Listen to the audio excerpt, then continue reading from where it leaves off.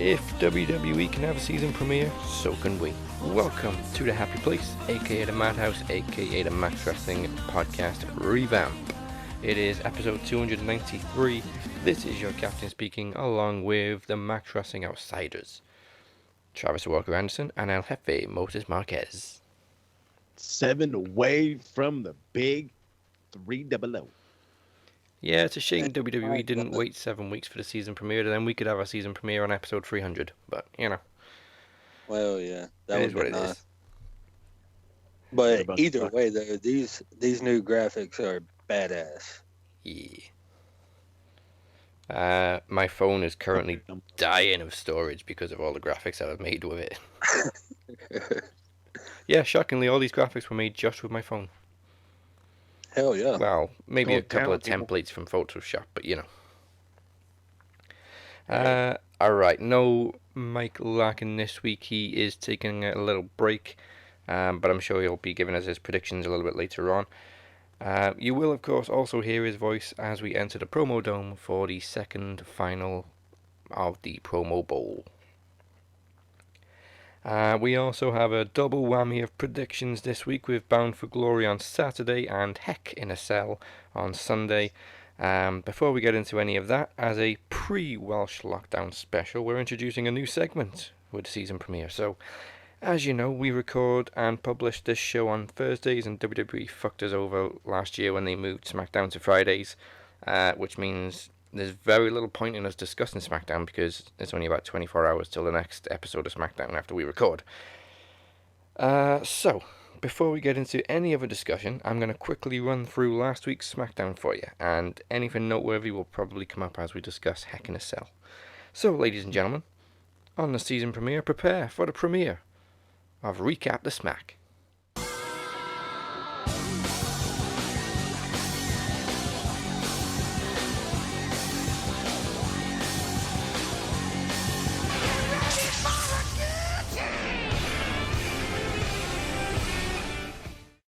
Following last week's WWE draft, we kicked off this week's SmackDown with a rare appearance from Triple H and Stephanie, followed by a massive random brawl between the locker room. Lars Sullivan then beat up Jeff Hardy for 7 minutes, during which time Michael Cole called Lars a freak 22 times. The New Day bid farewell as Xavier and Kofi move over to Raw following one final victory over Cesaro, Nakamura and Sheamus. We then saw the entire Rollins-Mysterio saga move to Fridays as Seth Rollins interrupted the returning Daniel Bryan, only to be attacked by the Mysterios, who are still unsure on Murphy's redemption. Following a DQ finish between the Street Profits and Rude and Ziggler, it came to the Heck in a Cell contract signing, where Bayley refused to sign to face Sasha this Sunday. Finally, Roman Reigns successfully defended the Universal Championship against Braun Strowman with a guillotine chokeout. As Jey Uso arrived on the scene, Roman then went to work on Strowman with a steel chair before handing it to Jey and turning his back. As Jey threw down the chair, threw a punch, a super kick, and finally a chair to the back, he was then dropped in one punch by a Superman punch. And that was SmackDown. That ending was awesome. Yeah, it just bothered me though that Jey got all that, like, punch, super kick, chair shot, and Roman just drops him with one punch. Well, he's the big badass. The big dog, big badass. I was just sitting here thinking, I was like, all right, so another week I didn't watch SmackDown, and another week I didn't miss a damn thing. No. You want to know what you did miss? There was one brave soul on in the Thunderdome with a Bullet Club shirt on. Oh wait, that was me. Oh, Motherfuckers let me in the main event with a Bullet Club shirt on. They didn't give a shit. There was some debate over whether Braun Strowman passed out or tapped out because the camera angle kind of showed his hand about to tap, but then it switched to a different camera angle, so you couldn't see his hand, and then it switched back round, and the referee was kind of dropping his hand, so I don't know what happened. But either way, Roman wins by submission. And then Braun comes to Raw and acts like nothing ever happened. Right? Just forget about that, and then we'll go and fight Keith Lee again. Okay. Like it's no big deal. Yeah. Which then, of course, also ends in a bit of a clusterfuck. Braun with a low blow. I think it was like 6 minutes he beat Keith Lee. Yeah, it was short. I'm sure I wrote the time down somewhere. It were 5 minutes. I'm just so sick of this, like, fucking beating the crap out of people extra quick, especially guys from fucking NXT. Yeah, I mean, it was a dirty finish, but then at least Keith Lee came back and kicked him in the balls back. Anyway, we won't get too much into it. We'll bring up some points, but obviously we have to predict Heck in a Cell, even though there's only 4 matches announced, and the pay-per-view is 3 days away. Of course, we got SmackDown to come tomorrow, where they're probably going to announce a couple more matches, and then as they do, they'll announce like 2 matches on Sunday morning. Okay, so first of all, actually, before we get into Hell in a Cell, we got a new theme song for Raw, and I thought it was Eminem. It turns out to be somebody called NF. Kids, anybody know who that is? Yeah. Fuck that guy. All right. See, here's the great thing about doing this show. My wife ain't gonna be paying attention, and she doesn't watch the show, so I can talk all the shit I want about this guy. Oh my god! Well, I mean, everybody, you know, we keep using. It's been a popular phrase.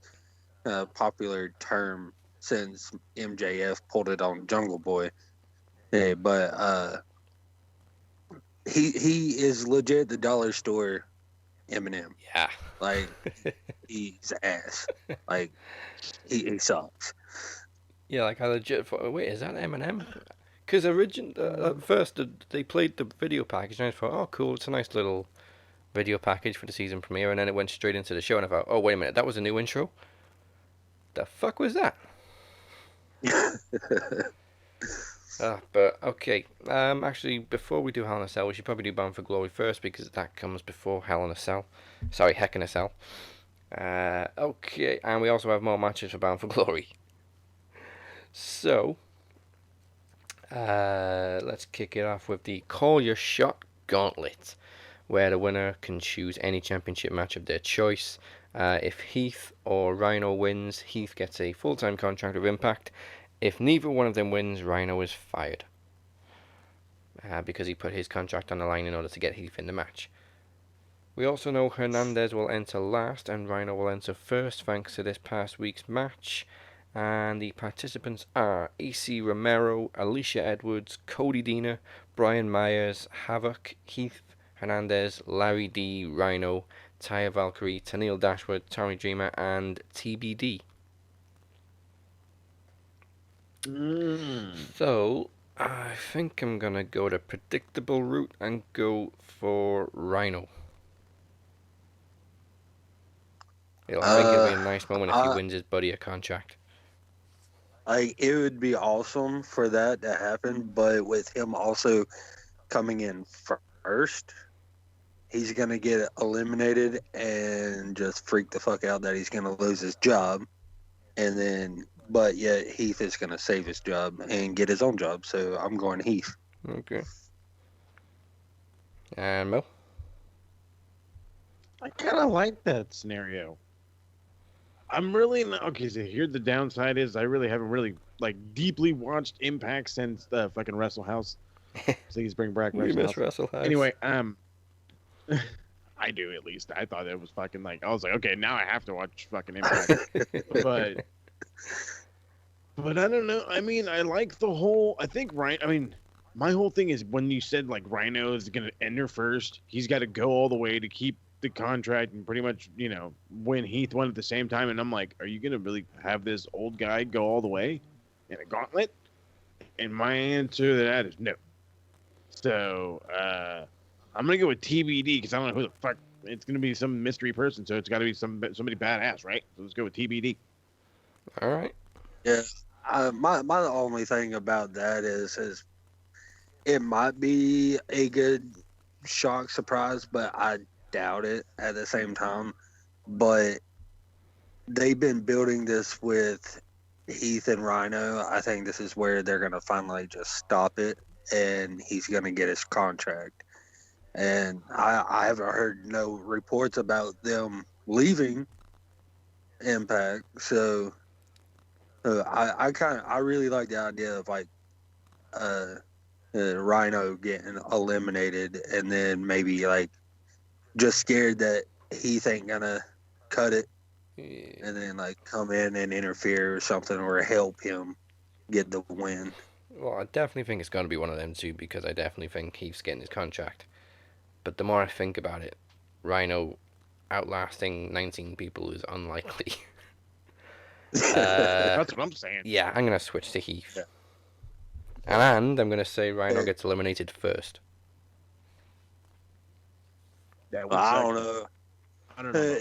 I think what would be great is honestly, I was thinking about it last night, and I was like, what if it came down to Heath and Rhino? They're like, okay, well, we win, and we both have our jobs either way. Yeah.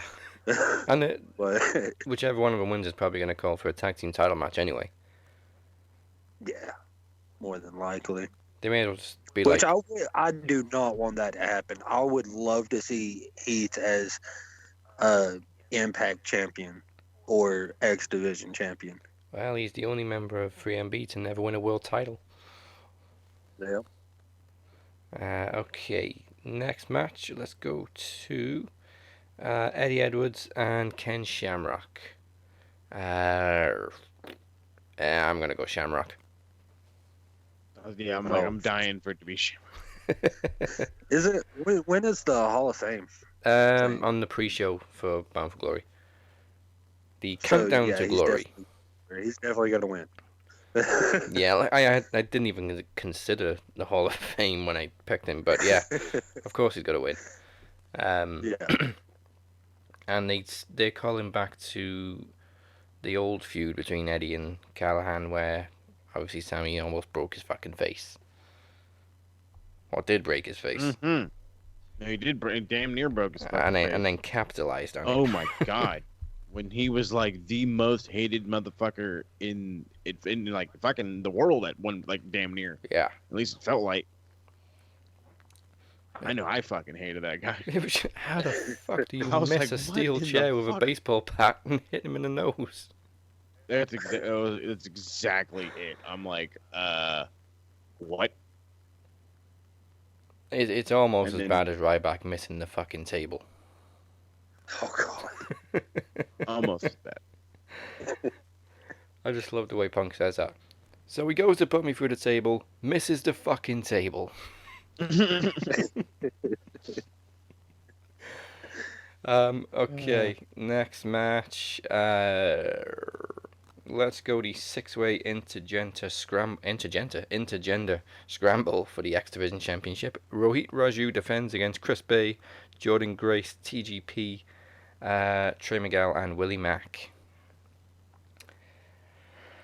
I am so freaking torn. Just because it felt like a pretty big moment when it happened. Well, we thought it happened on Impact a couple of weeks ago. I'm going to go with Jordan Grace. Yeah, I'm gonna have to go the same. And just for the simple fact, I'd like to see her as X Division champ. yeah, it felt like a big moment when we thought she won it a couple of weeks ago, and I don't see her in the women's title picture anytime soon. No.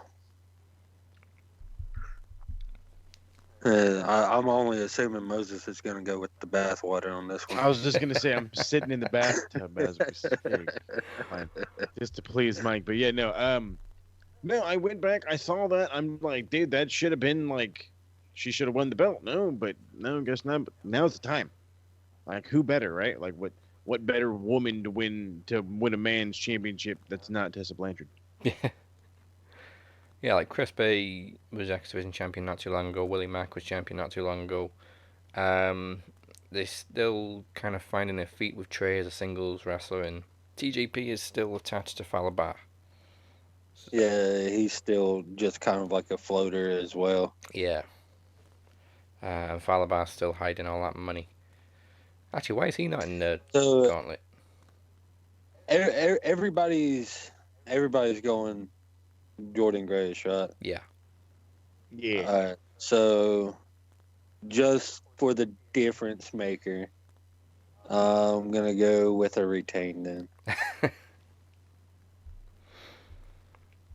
What lame-o.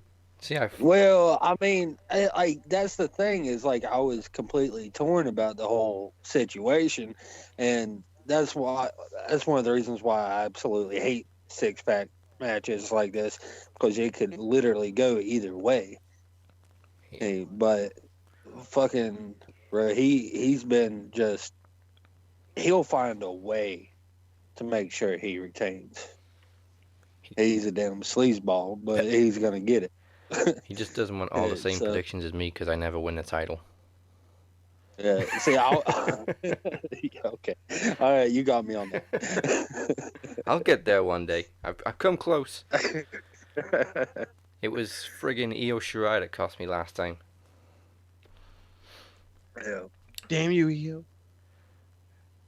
I'll forgive her. Okay. Well, after what happened last week, I said we didn't really see the point in the match happening now, but it's still going to happen in an undisclosed location. EC3 versus Moose. No longer for the TNA World Championship prop. EC3 said this past week he's finally found an enemy in Moose, and he's got him to that level that he wants him to be at.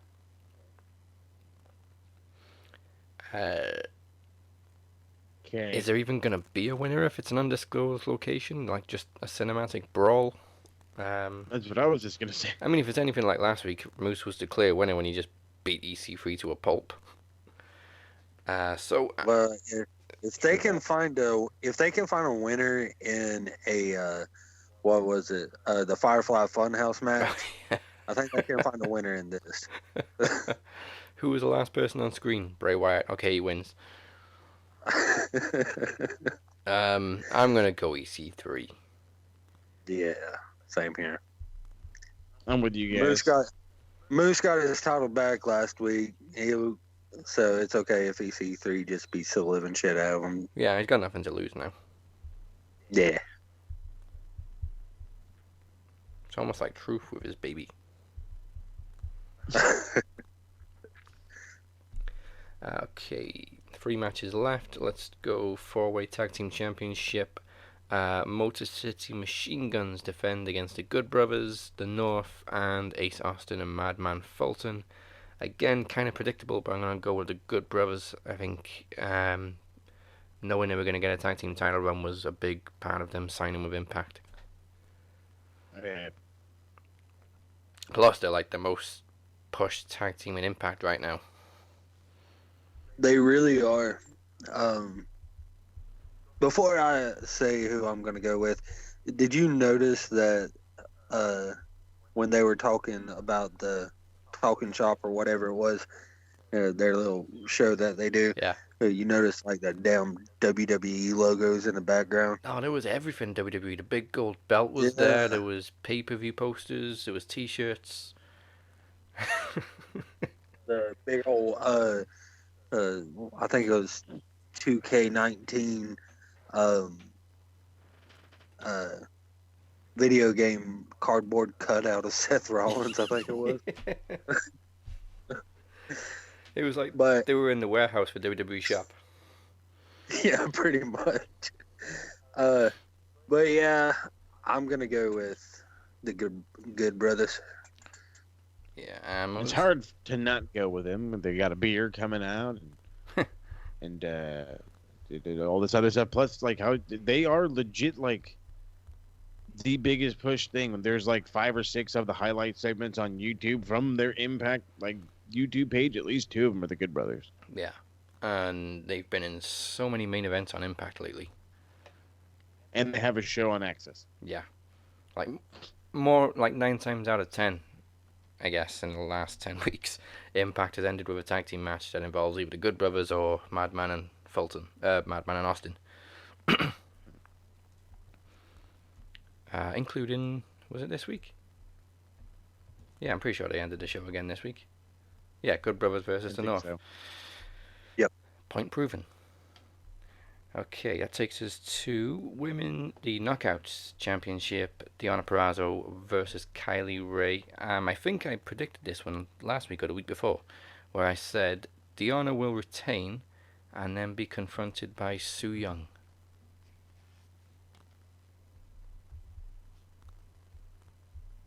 Any objections? I do think Su Young's going to show up. I mean, like, it's perfect timing for Su Yung, especially with the Halloween episode following. Damn, I don't know. I just don't want to see Kylie Ray with the belt. So for that, I'm going to go Deonna. I wouldn't mind her with a belt. I mean, what's so wrong with that? You're just not a Kylie fan.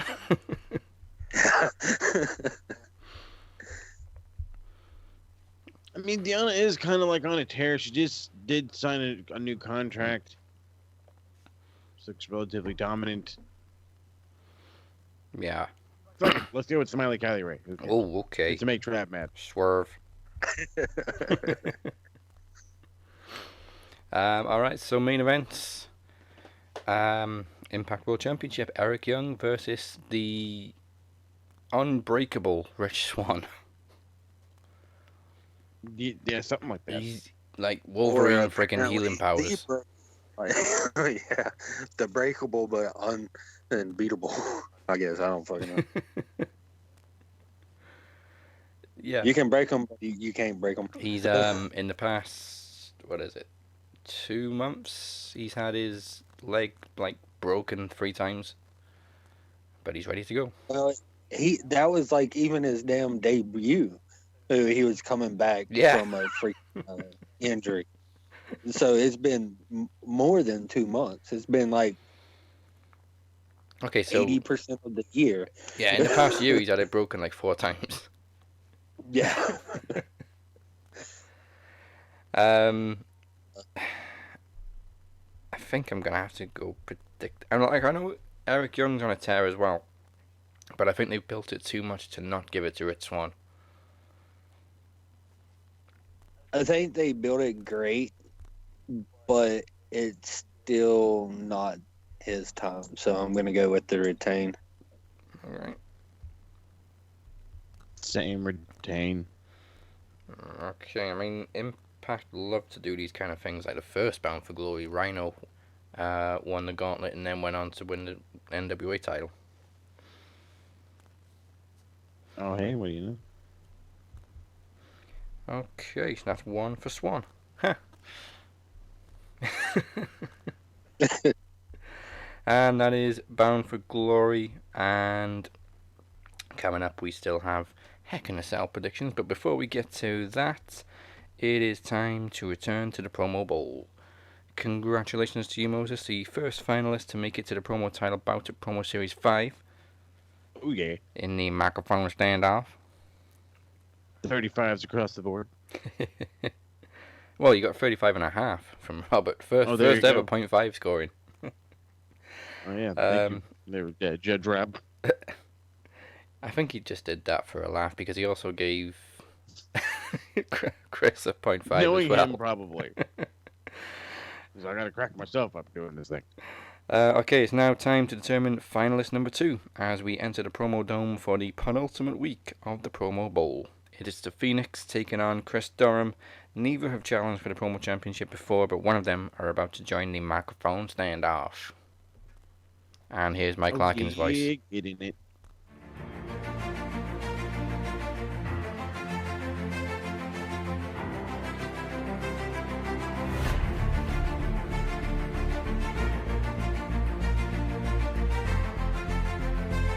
Moses Marquez has advanced, and now it's time to determine the second PromoBowl finalist.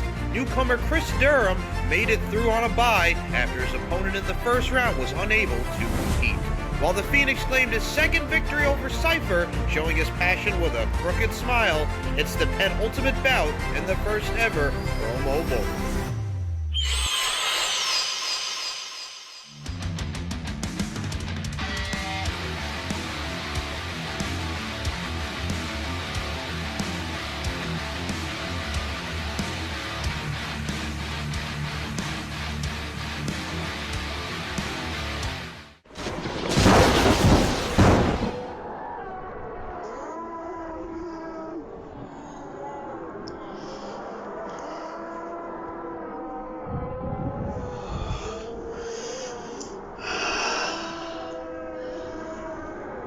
Time for me to rise again. There has been one championship that has eluded me during my existence. The Promo Championship. And now Chris Durham stands in my way. Chris, may I suggest you go back to posting your opinions on the NFL? Because if you choose this path, it will not end well for you. There is no escape, and there is no denying the inevitable. You will just become another victim on my path of destruction to claim the Holy Grail.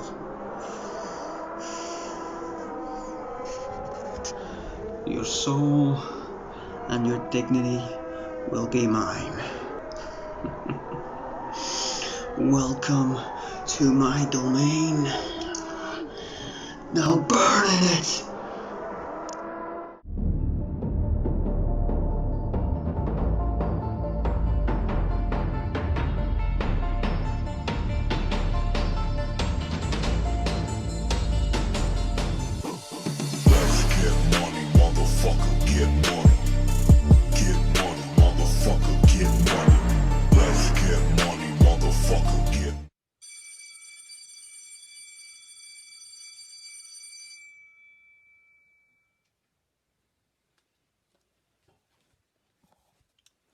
Sit back and relax, because class is in session. With your boy, Moneymaker Chris. You already know, always cashed in, and you can bank on that. Now today's lesson, boys and girls, is Cash In 101. And the main subject for today is the Phoenix. Now, the Moneymaker is a student of the game. So I've done my homework. I've done my research on you, Phoenix. I've seen your promos. I've seen your work. It's not bad. It's okay. But if I can be completely honest with you, if I had to give you a grade on your promos, I can't just give you a regular A, B, C, D, F. No. I can only give you 3 letters.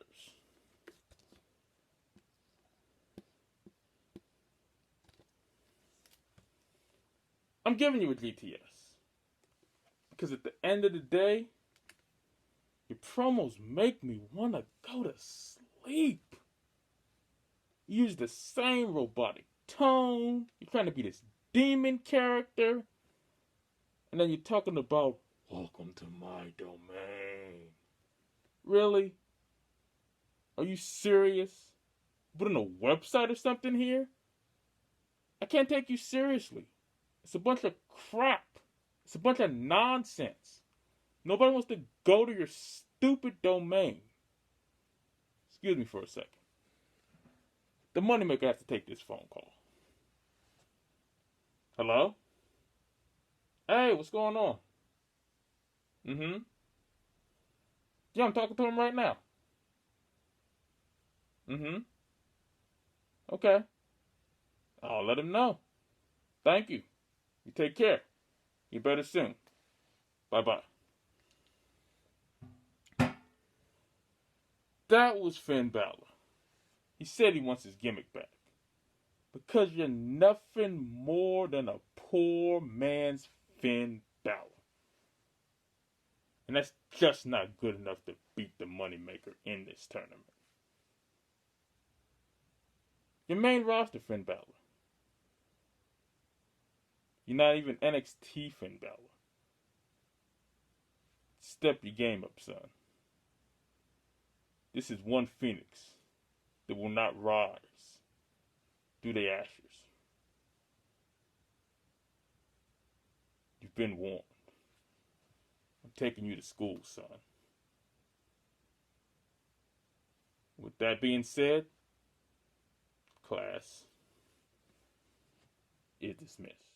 And of course, as always, the winner will be announced on Monday. I will remember this week. Sorry, it was on Tuesday this past week. If you don't want to wait till next week's episode, so make sure you join the Facebook group Max Wrestling to get the results right away. Now, it is time for a pay-per-view consisting currently of 4 matches to be predicted. Heck in a Cell. Boo. In a cell. Like we said, we're expecting a couple more matches to be announced either tomorrow on SmackDown or over the weekend, so let's kick it off with the only match so far that's not in the Cell itself. And thank you this past Monday on Raw for showing how the hell they're going to fit the Cell in the Thunderdome. Apparently it fits under the board. So, Jeff Hardy versus Elias. This one goes back months to when Jeff was framed for running him over drunk driving by Sheamus. So, I gotta go Jeff. Even though it's Elias' first match back in a while, they've never really done anything with Elias anyway. Facts.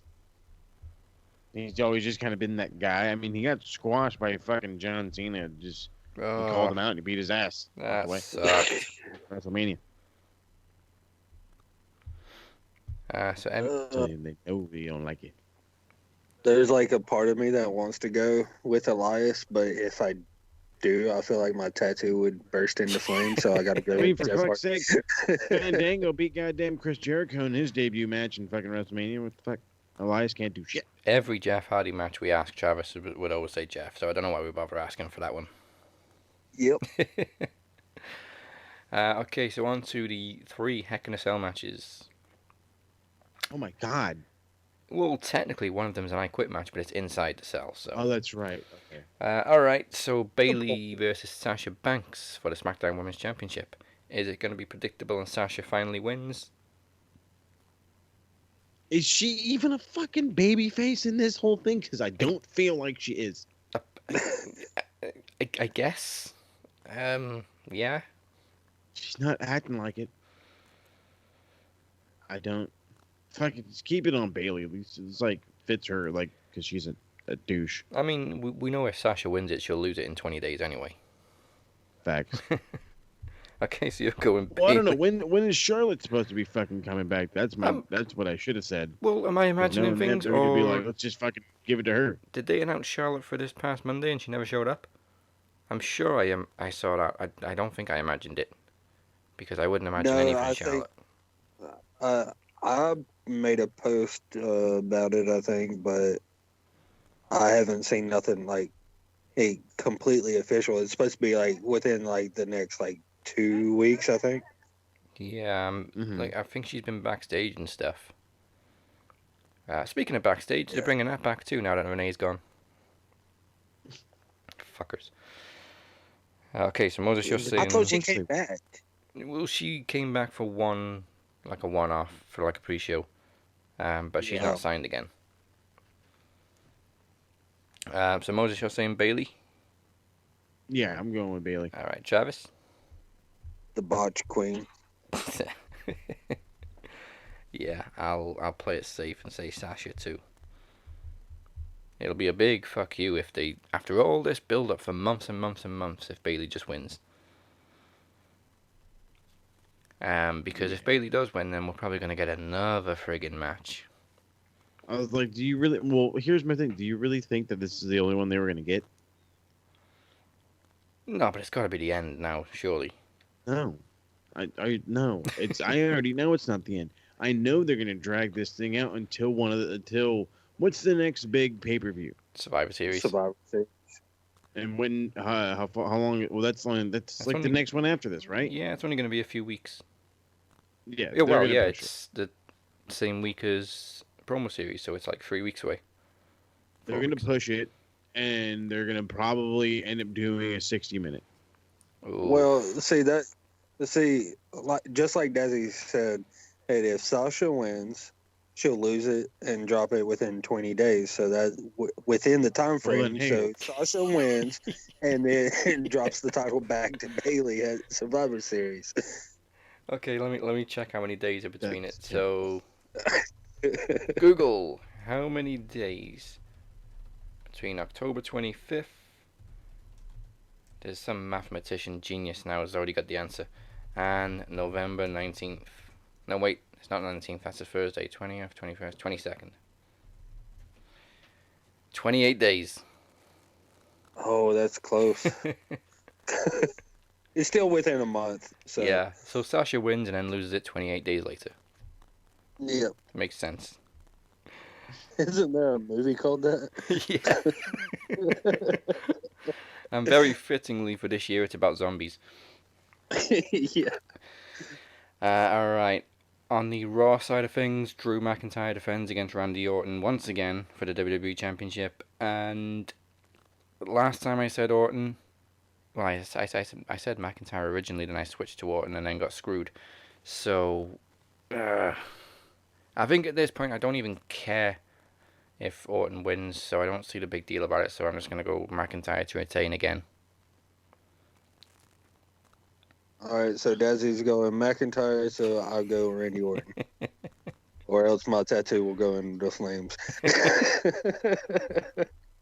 So, I'm really I'm not looking forward to this. I mean, I'm sure they're going to fucking kill each other, and that's fine with me.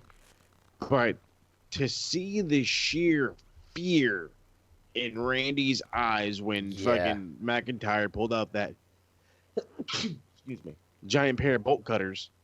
No. I'm like, there's no way that this dude is beating him. He's like, oh my god, he's getting in the fucking cage and we're gonna die. Yeah, no. That was so out of character. I didn't understand.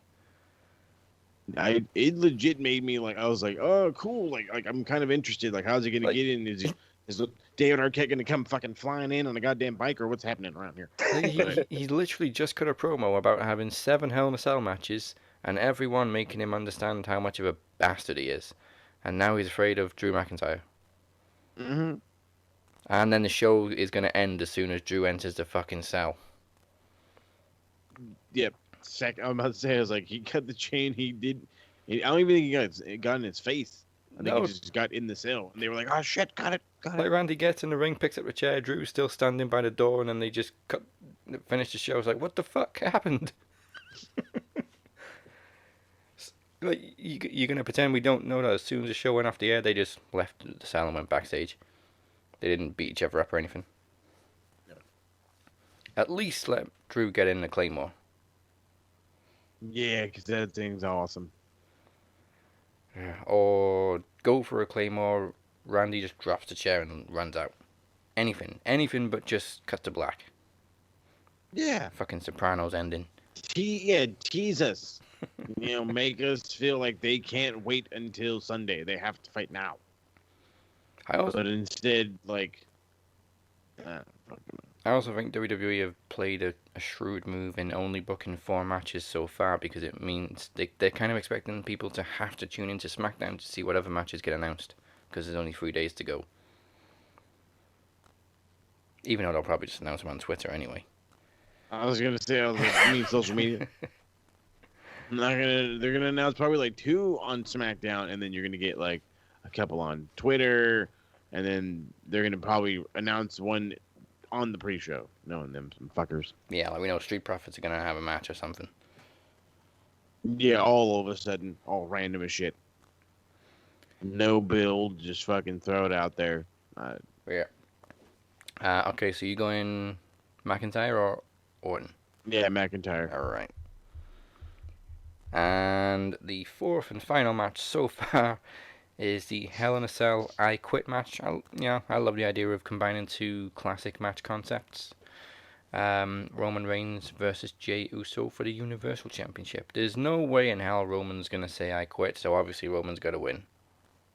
Exactly. Yep. But I'm sure he's also going to destroy both the cousins. Oh, yeah. This, both Usos will die in this one. And I'm trying to think who else may, try to pop up and do something. I mean... Here comes The Rock. No, I'm just playing. If he was a face, I would say Seth Rollins now that he's on SmackDown, because obviously they got that brotherly bond, but Rollins is still a heel and he's still feuding with fucking Rey Mysterio. I didn't know you could fucking draft an entire feud. Jesus Christ. I don't know if it was legit or if it was kayfabe, but I saw something that Seth wasn't happy because he thought he was getting a clean slate when he moved to SmackDown. Then he found out that they also picked Rey Mysterio and Dominic and Murphy. Ugh. Well, yeah, I would have been pissed off too. You fucking kidding me? Like, this has been going on 4 or 5 months. Yeah, it has it been that. Yeah, it has been that fucking long. Yeah, well, it was way before SummerSlam because that's when the first match happened between Rey and Seth, wasn't it? No, that was Dominic and Seth. No, before that, Dominic it was Seth. well, it was way before that because Extreme Rules was the eye for an eye match. Yeah. Jeez. It was like what, it must have been a week right or after Mania. 2 after WrestleMania. Yeah, it was a week or 2 after, I think. Oh. So it's pretty much all year. So about 6 months. Yeah. Alright, so those are the 4 Heck in a Cell matches. But plenty more stuff happened on Raw, the season premiere. Alexa kicked off the show with The Fiend, but they're soon interrupted by Retribution, and then following a blackout, The Fiend and Alexa are gone. And Retribution are then confronted by the Hurt. Oh, this is a funny thing as well. 35 minutes? There was 4 breaks. Yep. Hurt. And they wonder why people don't watch this fucking show. Yeah. Hurt Business arrived, go to break. Mid-match, there was a break. And then there was 2 breaks either side of the AJ Styles segment. So, Yep. But anyway, the break mid-match was when they all squared up outside the ring, and then the Fiend appeared on the Tron, and then it went to a break, and then we're back from the break, and the match has just continued. Yeah. Anyway, the Fiend. That whole thing made me mad. Yeah, the Fiend reappears after the match and just wipes out Retribution. Yeah, after fucking T-Bar fucking taps out. Yeah. So much for building these guys. They're big, crazy badasses. Right? A submission and a mollywhopping in the same week. Right. On the same night. In the same match. What the fuck? Yeah, like nobody was taking Retribution seriously to begin with. Now the Fiend just made them all his bitches. They killed them dead. There's no regaining any momentum with them. Zero. Well, I mean, they There's tried you can do now. later on with the promo, and Mustafa was just like, oh yeah, by the way, I was the hacker because WWE didn't know what to do with it. I was like, yeah, way to throw that in there, bud. Yeah, just everybody forgot about it, so yeah, fuck it. Let's just stay. And then my whole thing is he's like, what did he say? He said he gathered all the well, he knows everybody's dirty little secrets. Oh yeah, no, but how he recruited all of them. They were the underappreciated or unappreciated or whatever the fuck. Yeah. And I'm like, are you trying to tell me Dominic Dijakovic was unappreciated? This guy was getting random ass North American title shots. Okay, he was fucking having good matches with Keith Lee. I said, fucking Dio Madden's happy to be on the fucking main roster for not doing jack shit in NXT, but fucking house shows. Yeah, Mia Yim also was pretty prolific on NXT. The only one really you can make a case for is Shane Thorne. Yeah, that's about it. And so I'm like, what the fuck? Yes. So yeah, speaking of guys just doing different stuff, AJ Styles now has a bodyguard because Raw Underground got shut down. Lame. And the memes So have just rolled in of AJ being so small and Jordan almost Dude, this guy is being legitimate. a A giant. legitimate 7'3". Yeah. A legit 7'3". But it's funny, like, are we supposed to pretend he wasn't the bodyguard, the doorman for Raw Underground, the bouncer? Here's some trivia. Hold on. Well, yeah, that's true. Well, fucking AJ probably. No, I was gonna say he makes more than Shane. That's not true. Maybe the guy's a video game nerd. I don't know. Yeah, maybe. I mean, he was also the giant ninja. Yeah. But yeah, we will forget about that one. Oh my god. I kind of like the gimmick where We can't forget about the giant ninja. We can act like we can forget about the giant ninja. There is no forgetting the giant ninja. okay, we can pretend we won't talk about it. It never happened. Okay, that works. It definitely happened for me because the last damn time I actually sat down and watched an entire episode of Raw, it was fucking ninjas. I'm like, the fuck is going on here? Yeah. Tozawa's now on. Is he on SmackDown now? Who? Tozawa.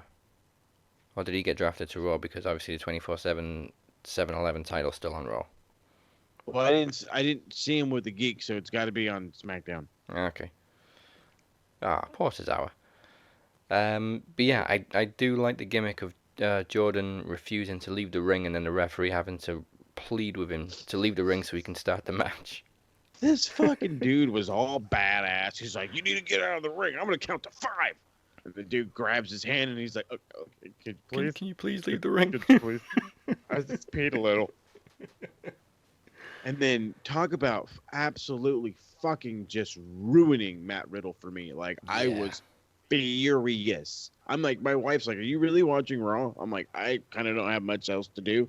And I was just fucking livid. I'm like, you're trying to tell me a former mixed martial arts fighter, a guy who got paid to fight grown men for a living, takes a bump when this fucking giant dude stared at him? Yeah, he legit ran like a bitch. No. He didn't run. He took a fucking bump on the goddamn apron and then fucking scurried into the ring like a fucking scared child. And I'm like, are you fucking kidding me? Right into a Styles Clash. I was infuriated. Can we add AJ versus Riddle in a cell match to Sunday? Do it. That'd be fine because when the wrestling happened, it was all right. Yeah. But the only, anything involving the giant dude, and I'm like, okay, you're fucking killing. Only problem was, they made Matt Riddle look like a bitch. Yeah. Hey. How the fuck do you ruin a guy in a matter of months? Easy. You give him to Vince McMahon. You have fucking Kerry Von Erich, but a lot more charisma. Well, no, that's not true. You got Kerry Von Erich and a lot more athletic. With 2 good legs. Fucking use them. Use them properly. You have fucking Keith Lee, a giant. You don't know how to book a giant. Like, oh my god. Oh, low blow. This shit is so fucking basic. Oh. Speaking of looking like a bitch, Lana lasted 2 minutes 18 seconds against Asuka. Dude, okay. So, I get it. You're fucking still mad at Rusev. Do you understand he's not doing butthole in fucking AEW? They hate him. Like, I hate him. I don't like him. I can't stand it. I kind of wish he was back with you fuckers, but it's like, you're just going to keep beating up his wife just because you're pissed off that he fucking left? What kind of petty shit is that? I'm enjoying it because she annoys the shit out of me. I mean, yeah, but... So she taps out. There. She taps out after 2 minutes 18 seconds, and Nia Jax immediately arrives for the obligatory announce table break. Oh yeah, that's because 5 weeks now. And then Asuka fights off Shayna. Go to a break. Come back from the break. Shayna and Nia are still in the ring. They claim to own both the Raw and SmackDown women's divisions because they're women's tag team champions. So is NXT not eligible anymore, or? I was like, are you guys afraid to go to NXT? Is what Yeah. I thought. I didn't think the uneligibility part. It's like they only remembered that NXT is eligible when Sasha and Bailey were champions because they were trying to put them on all the shows.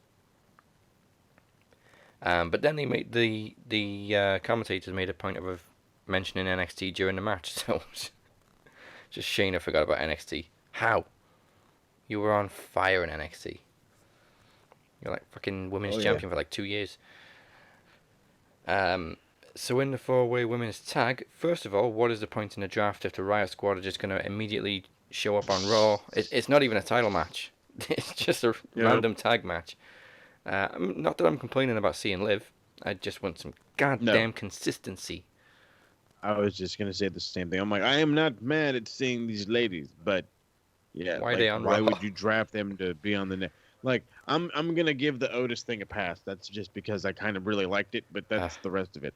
I mean, there was also, like, Big E had to go in the Thunderdome for Kofi's match. He wasn't allowed on Raw. Oh, Big E, I love you. You fucking naked, you big naked motherfucker, you. Yeah, anyway, Nia wins with a Samoan drop on Lacey, and that was a tag match, if anybody cared. Nope. Yeah, that's another thing. Like, you break up the Iconics just to put fucking Peyton Royce in another random tag team with Lacey Evans.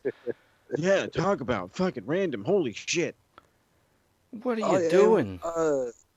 What about the other one down singing backup in for Elias? I know it wasn't her, but damn, they looked a lot alike. I wasn't really paying attention to the backup singers, to be honest. I thought Elias killed it with his concert. Oh, God. Oh, absolutely. I saw the clip shortly before the show, and fuck, it was hilarious. I love that segment, but go back and rewatch that clip and pay attention to the female backup singers. Well, of course, after the 2 songs that Elias performed, he went to go for an encore and was interrupted by Jeff Hardy. And of course, that's how we get the match this Sunday. And yeah, we've pretty much been through everything on Raw now. After that, there was the Mustafa Ali promo, and then, as you said, Tucker introduced his new tag team partner, El Gran Gordo. No. You're doing this no justice at all. When I saw this, I fucking laughed and I burst into Spanish. And es un bus, es un plane, no, es un pinche gordo. The Gran Gordo, which means awesome Spanish the English translation here, the great fat boy. He also won the match with an Aruga. Ah, yes. They should keep that the same name all day. Which actually means caterpillar. Yes. I checked. Attaboy, way to do your research. If anything, though, this segment just proved to me that Miz is being held back. Like, Morrison coming back has done him no favors.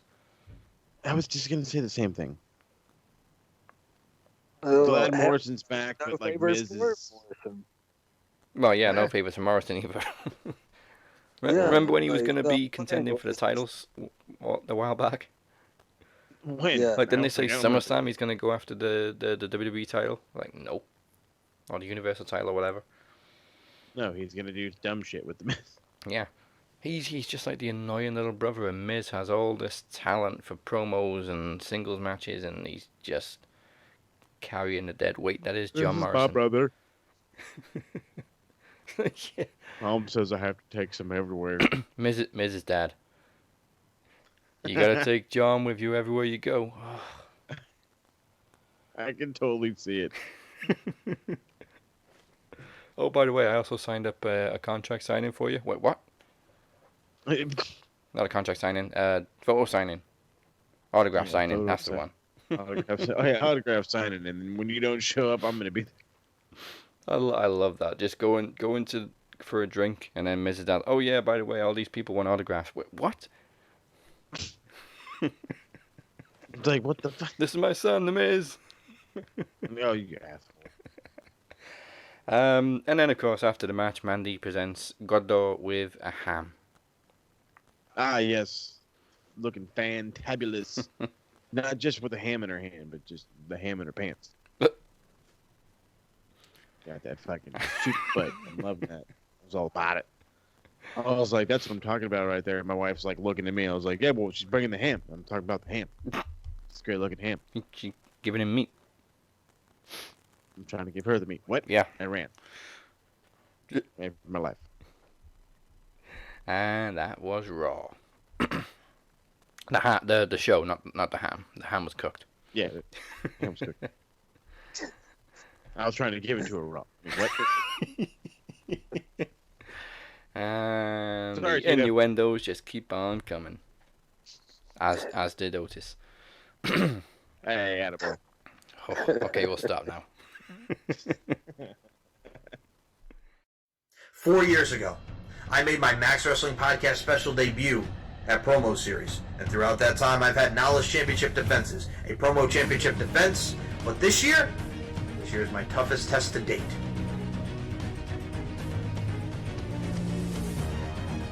Michael, how sweet, adorable, and cute is it that we have a promo bout coming up against each other?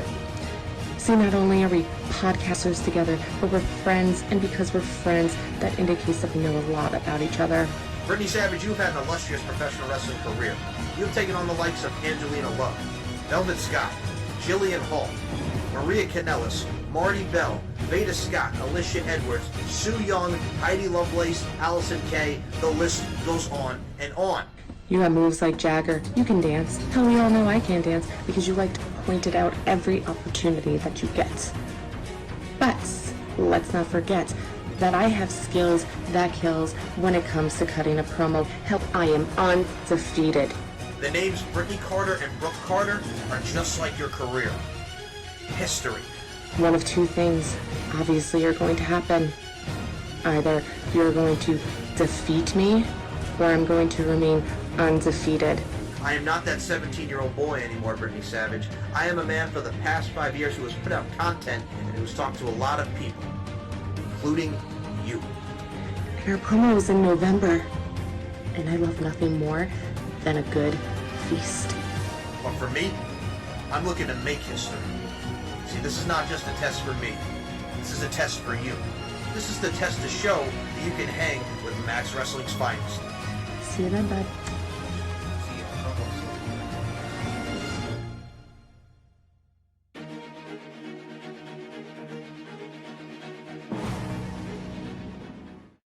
Hey, this is Tommy Dreamer, and you're listening to the Max Wrestling Podcast, giving you all your wrestling information to the extreme.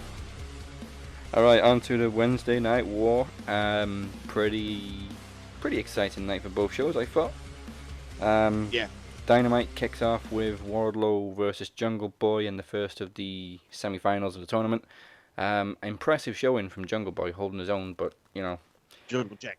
couldn't hold on for Jack the too Jungles. long. Wardlow finally hits a freaking F10 from the ramp into the ring, and then another one in the ring to get the pin. Okay, that one from the ramp into the ring, I swear to God, Jungle Boy caught his face on the rope. Oh. And I, like, screamed in horror. And luckily he didn't, and then he just kills him again, and I'm like, aw. I was kind of Poor hoping to Jungle get, Boy. like, some Omega, you know, but I was like, no, that's right, it's going to be Hangman, probably, so, and then, so, but it's okay. Wardlow, big, strong, giant guy, I'm all about it. Yeah. I really enjoyed the match because, like, it's not often you actually see somebody be strategic.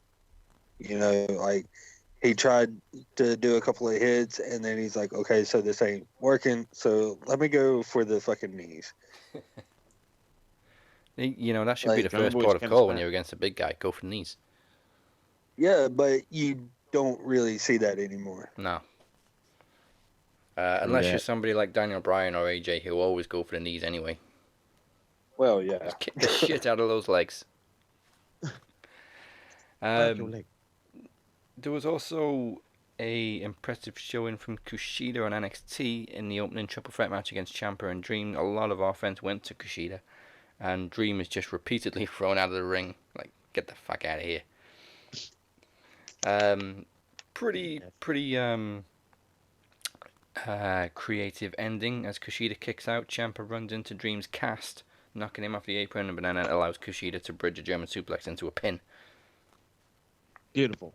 Yeah, nice and smooth. Just how Dream likes him. Moving on. They announced Moxley versus Kingston will now be in an I Quit match at Full Gear. Hell yeah. Cannot wait. I haven't heard anybody say it, but I just want to say it before it starts spreading. I don't think they're copying WWE. It just makes sense because there's no way in hell Kingston's going to quit. Exactly. Well, if Mox wasn't champion, it would just be an unsanctioned. So either way. At the same time, I can't see Mox quitting either, so that's what makes it perfect because neither one of them are going to quit. But someone's going to have to. Somebody's going to die. Oh, yeah, somebody's going to die. Him dead. They should have called it a him dead match. Yeah, the him dead match. Scrape him off the mat. Got it. I'll tell you who was dead. Sonny Kiss. Alex Reynolds. Oh, my Lord. Well, that yeah, we'll get to fucker, I'm Alex like Reynolds excited. as well. I'm like, oh, yeah, he gets to work with Kenny, and he's probably going to get some stuff in. Nope. He ain't getting shit. He got fucking kneed in the face and hit with the one-winged angel, and I'm just like, yep, the cleaner's back. You knew right from the entrance it was going to be a little bit of a different Kenny Omega. Like, did you hear the list of all the Meltzer accolades? So many people are pissed off right now. Fucking Dave Meltzer. Fucking Dave Meltzer. Fucking relax, okay? Fucking relax. Okay. All right. So what I have to know about that is I rewound it probably about 3 or 4 times because I heard something about North Carolina. And all it was he said he's performed in North Carolina. I'm like, and that's an accolade. Exactly. I see how it is. Like, I don't know if I should be like excited about that or if I should be offended. Okay, well, all right. 1 year ago, next week, he performed in North Carolina, and I know that because I was there. They also had dancing cleaner girls showing us how to sweep. I think we're in the wrong entranceway or something, because they were just like standing there with fucking brooms, and then he just like walks over to him, and that was it. And I'm like, what the fuck were they there for? I think he kind of had to come out the other end because he was hiding behind. Well, he wasn't hiding. He was stood behind the thing. That sheet. I was really hoping he was gonna come out with like the fucking like Wrestle Kingdom hair. Yeah. Or at least some entrance gear, but no, it's just him and his tights. Yeah. And that's fine. Yeah, he didn't need any showboating. It was just, like you said, knee to the face, V-trigger, one-winged angel, that was done. Yep. Ball game. And then, of course, after the match, helping him to his feet and then just patronizing him on his way out. You did good. Good job. I'll see you later. Just fucking murdered you. I'm sorry, what? And now, so this is not necessarily the cleaner. This is just Kenny telling you that I am the best wrestler in the world. Yeah. So I'm gonna kick your ass, and then when the bell ring is over, hey, good job, way to go out there and do your thing. See you later. We're getting shades of it though. The cleaner is coming back. Oh yeah, little by little. I'm sure with every match it'll get more increased. Yeah. Over in NXT, somebody else was a little more aggressive this week, that being Ember Moon, against Jessie Kamea. Ember, just go ahead. No. Like, okay, so the only great thing about that match was I got to look at Ember Moon. That was it. She's pulling out more submission moves that we saw. Like, first of all, she was keeping Jessie grounded with double stomps and then a standard moonsault. Then it came with a crossface and a modified half Boston Crab, which, then she combined to win the match after the code breaker from the top. She combined the half Boston Crab with a crossface. Just trying to break the girl's spine. Yeah. Okay. Now, that was a good submission. But the submission before that, she tried to do like an ankle lock, but all she did was hold her leg up. Yeah, like there was no no lock on the ankle. Standing There heel was hook, no bud. twisting of the foot. Not even. Do you know what a heel hook is? Yes, but You need some like Thatch go back. can in your life. No, go back and rewatch that shit. She was just holding that fucking leg. Probably she was, but disbelief, but I gotta defend your disbelief. I didn't like the girl. Like if they're gonna do something like that, it should have been quick. It should have been over real quick. Because if she's struggling that much, yeah, like if she's like struggling that much with nobody, then how is she gonna go up? I don't think she's struggling. I think that they're trying to give her like a safer style to work, and she's just not adapted to it yet. Mm. And when you work this mat-based style, if you don't have a mat-based style background, it's not easy to get on. Your brand's probably immediately telling you, okay, let's do something high risk. Oh wait, I can't. My fucking Achilles. Yeah. And then I don't know, man. I wasn't like in love with this either. I didn't think it was the greatest thing ever. I felt it went easily fucking 5 minutes too long, and that was probably the entire match. And that's totally fine with me. It didn't have to happen, but it is what it is. Well, like I said, the best part about it is I got to watch her for a little while, so I'm okay with that. The positives we get. Well, then after the match, she got attacked by Dakota Kai. Yeah, fuck her. Dude, Dakota Kai is out here just randomly attacking everybody and never winning. Yeah, it's... What in the fuck, dude? She should have been a champion by now.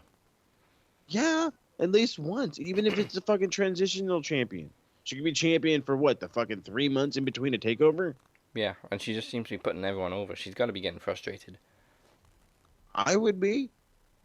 She should have beat Io. She really should have. Mm. But I understand that they're probably dying to do Io and Rhea, so. Yeah. I'm with you. Orange Cassidy was interviewed over on Dynamite by Tony Schiavone. Yes. Instead of going to Cincinnati, he's like, next week's in Jacksonville. No. Whatever. No. You're ruining it. You don't even. Well, you probably do, but you don't. He's standing there, and he totally gives. Okay, so what? This is a Bill Belichick thing. This is from football. He kept like getting pissed off because the Patriots were playing like shit, and every question they'd ask him. So, hey, how would you fix offense? We're on to Cincinnati. And so, how would you fix the defense? We're on to Cincinnati. And that's just how he would do it. And so, no, like when he said that, I fucking died. I fell out of my chair, and my wife was like, "You're an idiot." And then I tried to explain to Harold, and he was just like, "What?" I'm like, "It's football. I don't care." It was just the best. I loved it. Next week's in Jacksonville. Whatever. Yeah, whatever. Then in another interview, Dasher speaks to Cody as he arrives. Like, he didn't really do anything else on the show. Though. Oh, yeah. Oh yeah. He tells her, I'm here to watch the tournament. Bud, you just missed 2 matches. Yeah. Like, where the fuck are you been? Aren't you the EVP? You're all late to the show. Did it not say earlier today? Well, yeah, but that was after the show. We didn't really. I saw Dasha and her awesome legs. That was fine. Yeah, whatever happened after the show, we didn't know about last night. But anyway, yeah, Cody wasn't actually on the show apart from this interview. And the interview was just to say that he's gained 14 pounds and is working his way to being a heavyweight. Yeah. I like that comment, though, because he had mentioned that AEW is primarily a light heavyweight company, which is true. Yeah. And he wants to get into that upper echelon of heavyweights. So, like, he's probably about 240 right now. I mean, Mox is obviously the heavyweight, besides guys like Wardlow and Brody Lee and shit like that. Yeah, they just tall. Yeah, have y'all seen that guy in, like, person? Which one? Moxley. No. Is he? No, but I did not. This guy is 6'4", isn't he? Yeah. I had no, like, he just looked so small next to, like, Roman and guys like that. And like, they always put him up against, like, hey, bigger guys in WWE. So when I was at AEW, when I went to AEW last year, I actually got to meet John Moxley after the show when he was leaving, and fuck, that guy's big. Like, he is big. Yeah. And I'm not talking about just like tall. He's pretty buff. he's like 6'4", like 260. Yeah, like damn. I was really shocked when I saw him. Yeah, TV really doesn't do any justice. I know he said that he had put on like 25 pounds when he left WWE. He put on weight too. Everybody, that's kind of been everybody's thing. Everybody's kind of getting into this whole putting on some weight thing, and I'm all about it.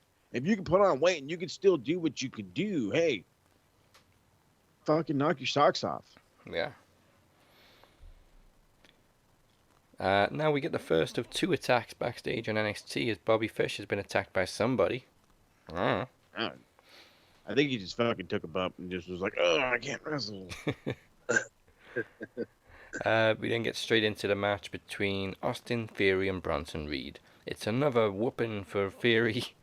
And Reed just splashes him for the win, but Theory talks his trash and calls Reed back to the ring, and then one Samoan drop later, the rematch is over. You dumb fucker. And then, during the break, Theory quits and drives away. It's like, wait, like, what? Okay, bye. You little I'm not playing girl. anymore. That's exactly what I thought. Taking my ball, going home. And I think it was Barrett who was like, somebody go and talk some sense into him getting back here. No. Nah, let him go. He can go and be with his brother Ricky Stark. No, no thanks. I don't need 2 arrogant bastards like that on that fucking, like, Ricky Starks is enough. Yeah. Well, I mean, Ricky can go with him, you know. Oh, I get what you mean now. They can both go to hell. Got it. Yeah. You go to hell and you die. You go to hell and you die. Eddie Kingston once again spits pure white-hot fire in a backstage promo, saying he hates what he's become, but he's had to become this way to get ahead. And fucking Moxley's promo was badass too. Yeah, they both. The build to this thing is just fucking great. Yeah, I mean, they gotta fix the mistakes they made with All Out, so I'm expecting Full Gear to be a good show. Oh, hell yeah. So we get into the next match of the tournament, which is why Eddie Kingston was on commentary for Phoenix and Penta. Wow, man. Phoenix gives Penta everything he's got and just refuses to stay down, and Penta struggles with his killer instinct and family bond, which in the end cost him the match. Okay, so you guys can answer this for me because I have no idea. Why the hell did they change his name? Something to do with copyright. Legally, it's owned by AAA. Like okay, so hold on. The name Pentagon is owned by Lucha Underground. Pentagon Dark owned by Lucha Underground.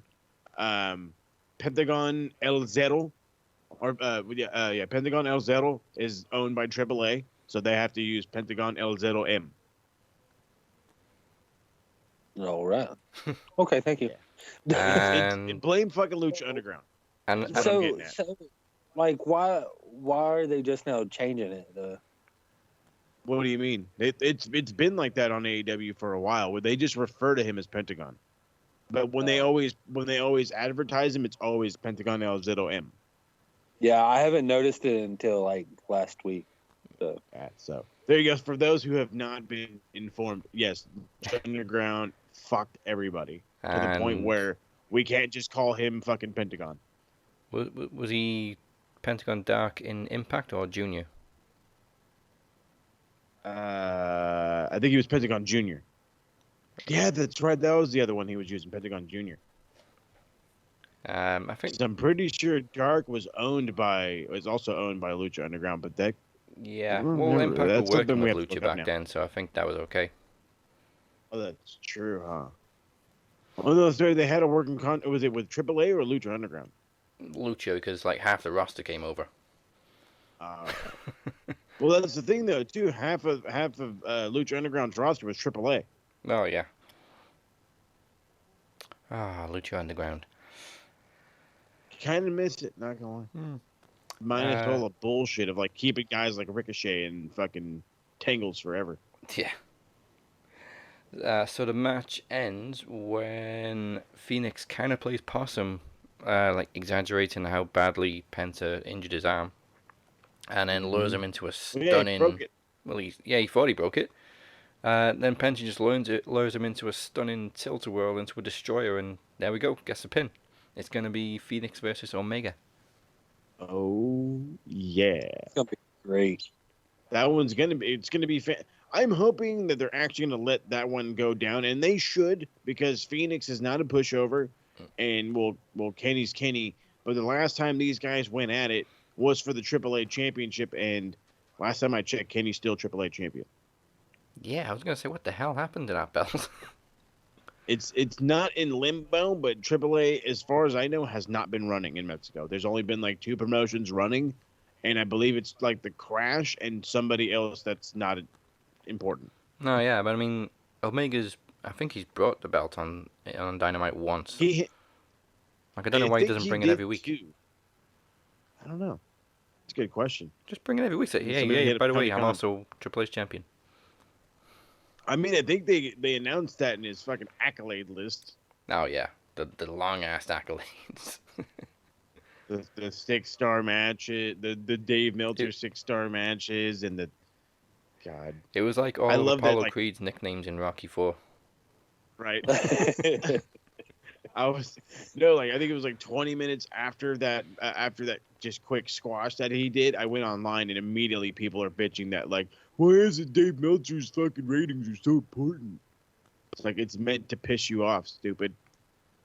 Like, are you mad? Yeah, well, it worked. He's the heel now. Duh. Well, I don't get it. Like, it is no secret. I don't like Dave Meltzer either, but I found it funny. I thought it was hilarious. I was like, Jesus Christ, bro, what accolades are they not going to list off? All of a sudden, it's going to be like, he's got a fucking 9-inch penis. Like, whoa, wait a minute, what? And let's face it, he wasn't lying. For only ever 7-star match. Mm-hmm. He won Wrestler of the Year in 2018. Yeah. All right. All that shit.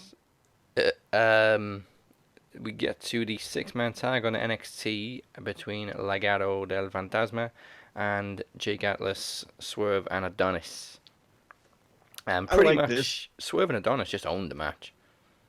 I was gonna say, it looked. I mean, Atlas did get a little bit in, and when he got in, he did like the same shit he always does. I still liked what he did, but yeah, this Adonis dude, haven't heard jack shit from him. I don't know where the fuck he came from, but I'm cool with him. He can hang out. Yeah, for a lot of the match, it kind of made Legado look bad. It was just all Swerve and Adonis, like. Yeah. But then we get a very nice cartwheel DDT off the announce table from Atlas. But unfortunately, a little double teaming from Joaquin and Mendoza steal the win.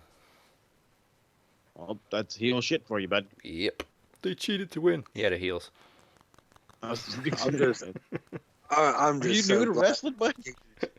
I'm just glad Joaquin's not going around with the freaking air horn no more. Oh, that was so annoying. I hated it so much. Oh, God. Shut up. Ugh. He was at a indie show that I went to, and he literally came out in a head-to-toe LED neon freaking samurai suit. Yeah. The DJ Z gimmick was insane. I've never wanted to hit somebody so bad in my life. I never wanted to punch another grown man right in the mouth. Okay, now the next match in the tournament on Dynamite was Hangman versus Colt Cabana, and this was good. It was, but then as it progressed, man, Paige took a horrible bump on the apron. Mm-hmm. That was bad. It looked bad.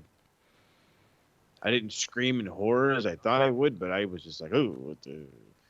And then he kind of took a second bump as well. Like after getting pushed off the top, Cabana kind of swept the leg and then again fell on the apron. Yeah, I was gonna say that leg sweep one was like the worst. I'm like, what are you?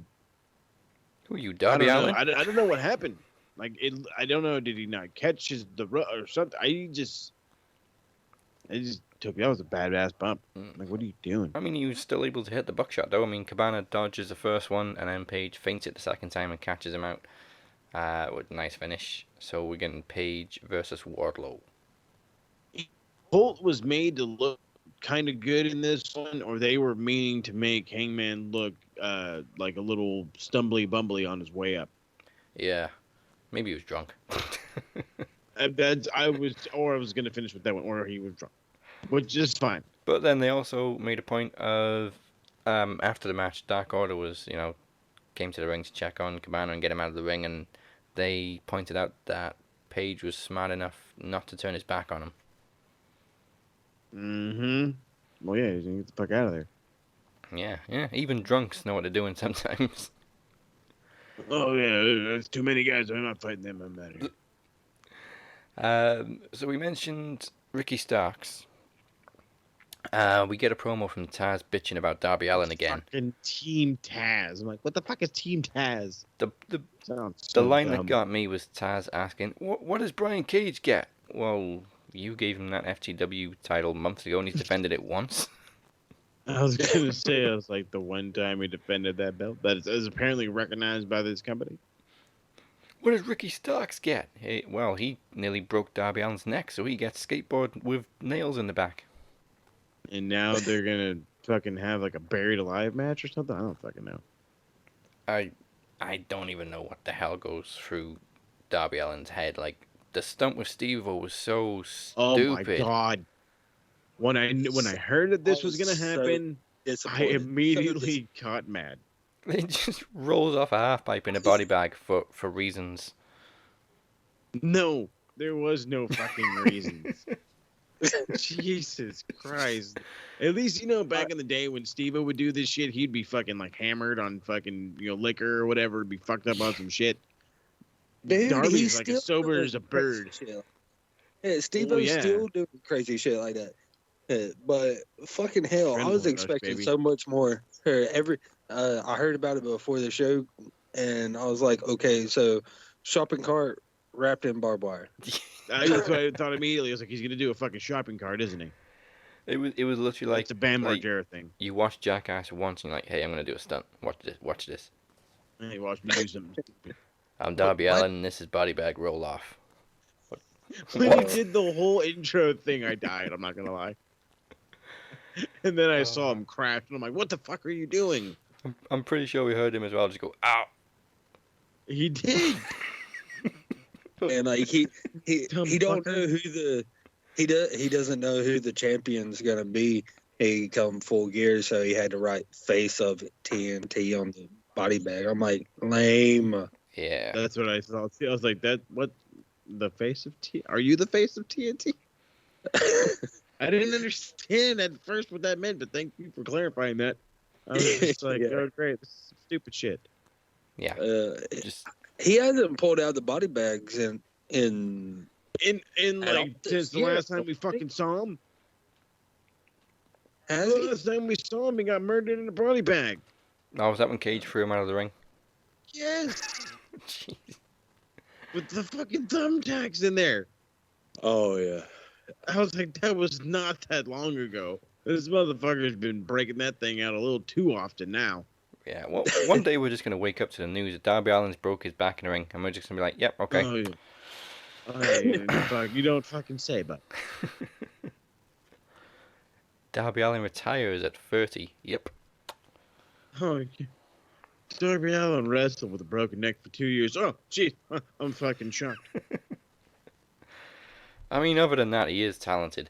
He's just crazy. He's very talented, but I keep getting told this is the strangest comparison, and I don't give a fuck. He is a combination of Sting and Tommy Dreamer, or probably Sabu now that I think about it, because he's the face paint. He loves kids, but then he also does not get a absolute butt fuck about his body. I can see that. could see Sting and Sandman a little bit. I originally said Tommy Dreamer, but Tommy Dreamer kind of gave a shit, and now I'm thinking about just who doesn't care at all, and Sabu. Yeah, definitely Sabu. Oh, my arm's ripped open. Give me some tape. That was the 90s. Probably just staple it. Fuck it, whatever. Well, we got the staple gun right there, so. All right. So on NXT, Gargano and Candice have a training wheel for Halloween Havoc. I'm like, and this isn't a test. You're not studying for a test. It's literally He's like gauging his reactions for everything. A casket match? I can't be buried. Buried alive match? He's young to die. Like, what? His reactions were priceless though. Like, he lands on buried alive match and he's just frozen. And then Candice is like, oh, I got a street fight. Okay, let's spin this again. Casket match. Why does this wheel want me dead? When he said that, I laughed so hard. Get rid of it. It's like the wheel's a Ouija board. Right. But yeah, you can't train for a wheel. It's a game of chance. Yeah. Like I said, this isn't a fucking test that you can study for there, bud. It should be good. It should be entertaining with Halloween Havoc. So I'm actually feeling sorry for Dynamite that week because, yeah, NXT is gonna steal it. Oh yeah, probably. I mean, from the looks of it, everything looks like it's gonna be just. I'm gonna say like crazy good. Like Halloween Havoc does look like it's gonna be that takeover. Yeah, it's gonna be fun. To my knowledge, there's only like maybe 2 matches that I'm excited about for Dynamite next week, which is Kenny Omega and Rey Fenix and Orange Cassidy and Cody. Round 2. Which is now a lumberjack match. Yeah. Well, at least they're not going to have to worry about Alex Reynolds. Oh, man. Yeah, let's get into that now because I obviously didn't know about it till this morning. Main event on Dynamite was Andy and the Blade versus the Young Bucks versus Private Party versus Silver and Alex Reynolds. Like, I mean, first of all, there was incredible double team rampage from Reynolds and Silver. Oh yeah. God damn, John Silver. Silver's nuts. Fucking love that guy. Obviously the Bucks have got the title shot against FTR. Refuse the beers, and then Matt just gets murdered by the world's weakest chair shot from Tully Blanchard. Yes.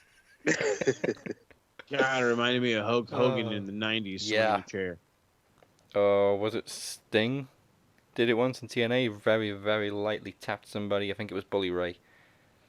That sounds like Sting. And then, it was Jeff, I think. And then Bully Ray had to kind of stumble backwards and look for the table before he fell on it. But, yeah, that worked. It kind of got annoying when the commentator was like, who the hell is that guy? It's obviously Tully Blanchard. Right. Yeah. What are the old fuckers getting in the ring?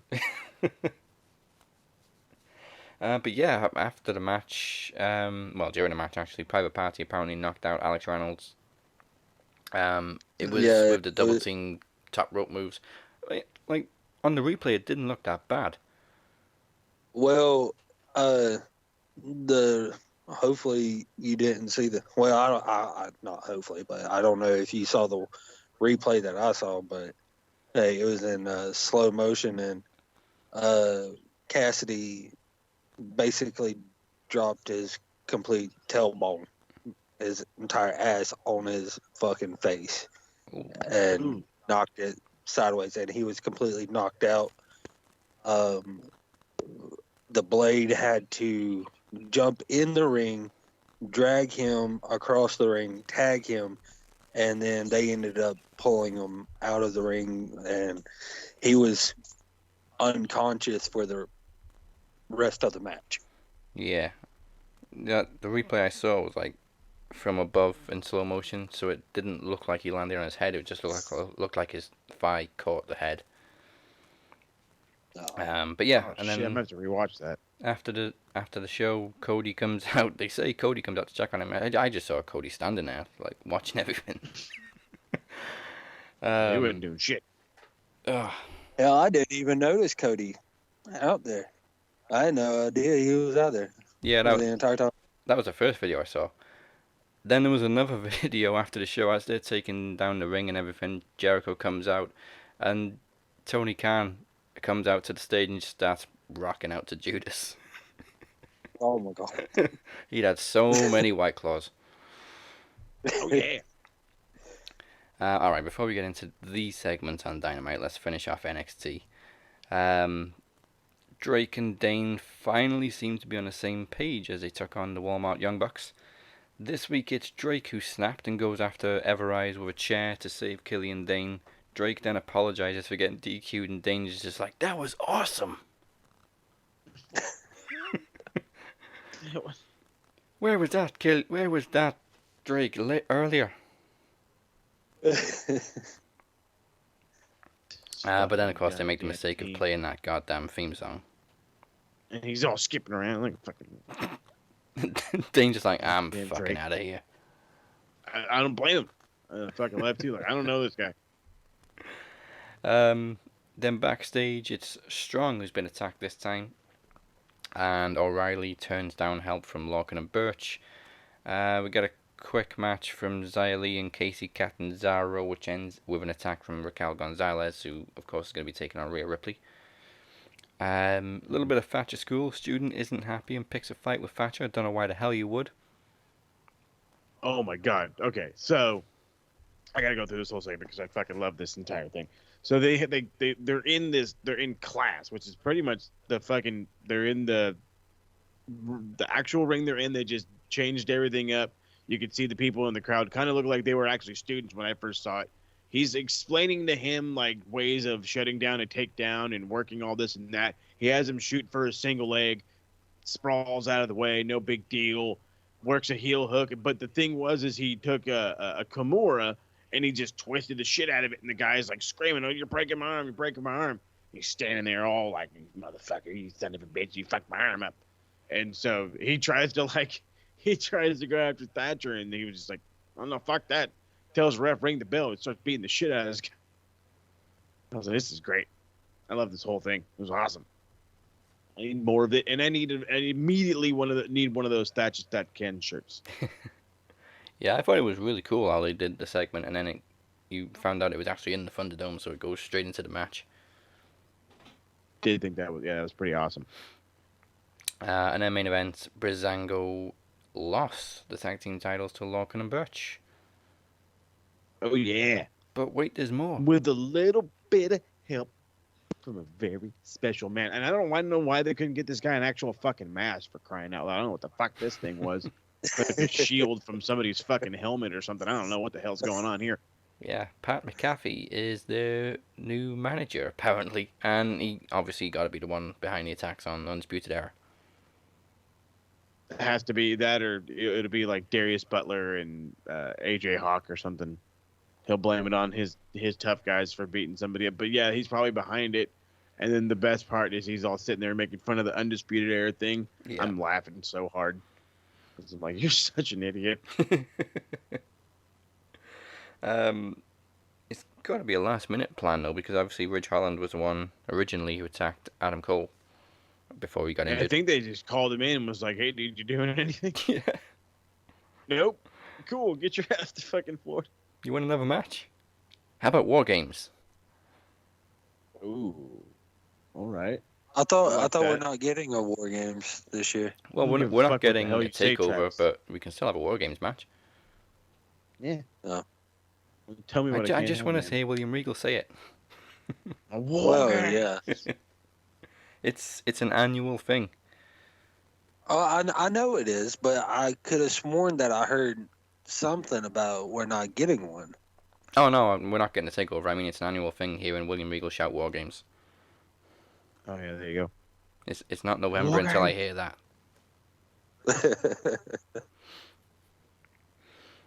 Okay, so on Dynamite, the one segment we've saved till the end.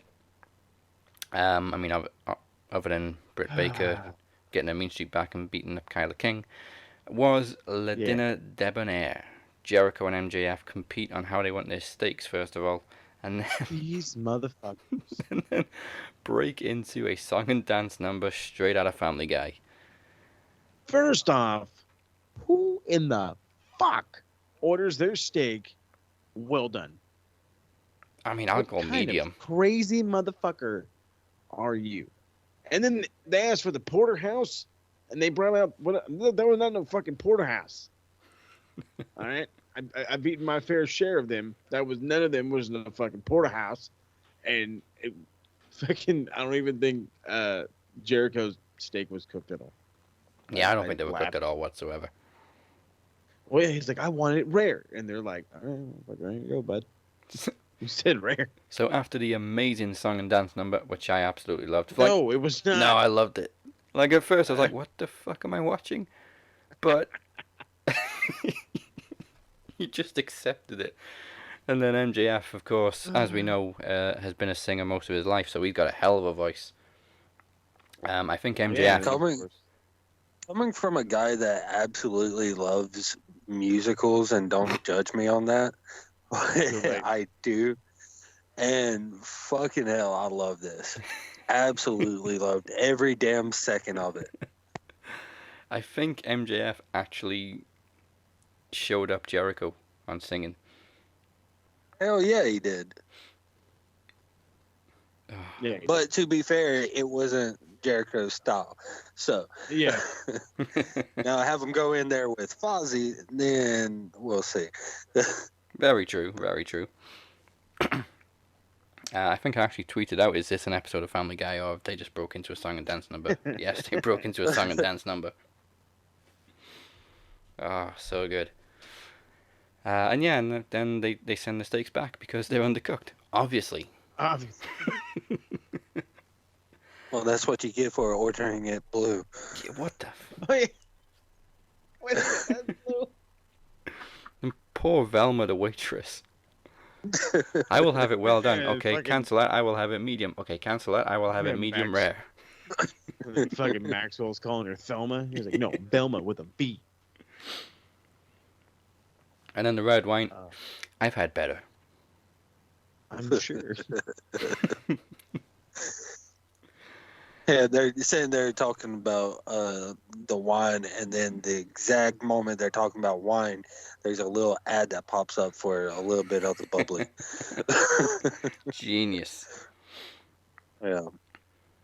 Who does the ad placement? Yeah, well, speaking of things popping up, you've probably seen throughout this show that there's a little Jericho. Actually, I hope he popped up just about now as we were talking about him on the bottom of the screen, telling you to go subscribe and whatnot.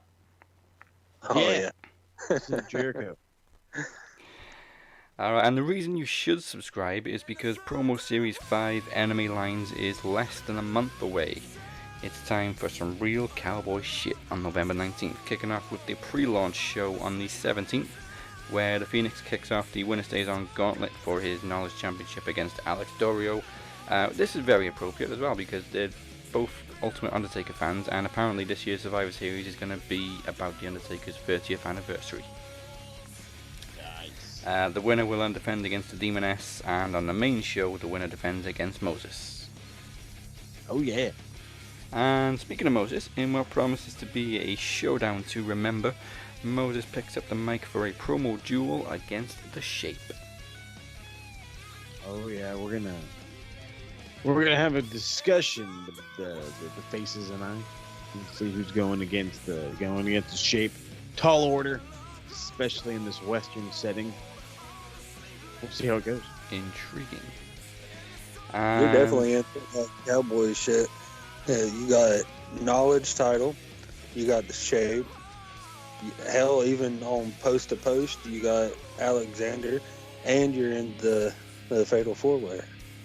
All over the goddamn show.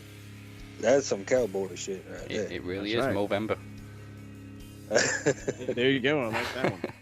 In another promo exhibition, Pop Culture collides as Brittany Savage goes head-to-head with the Here and Now, Mike Larkin. Don't shoot me, he picked another nickname. The Here and Now, Mike Larkin. Okay. I'm not going to bag it. And finally, the Demoness defends the promo championship in the microphone standoff. Don't worry, I'm not going to make either one of you sing it like Mike. Attaboy. And Moses has earned his place, and the 2 spots remain for the biggest promo title match in over a year.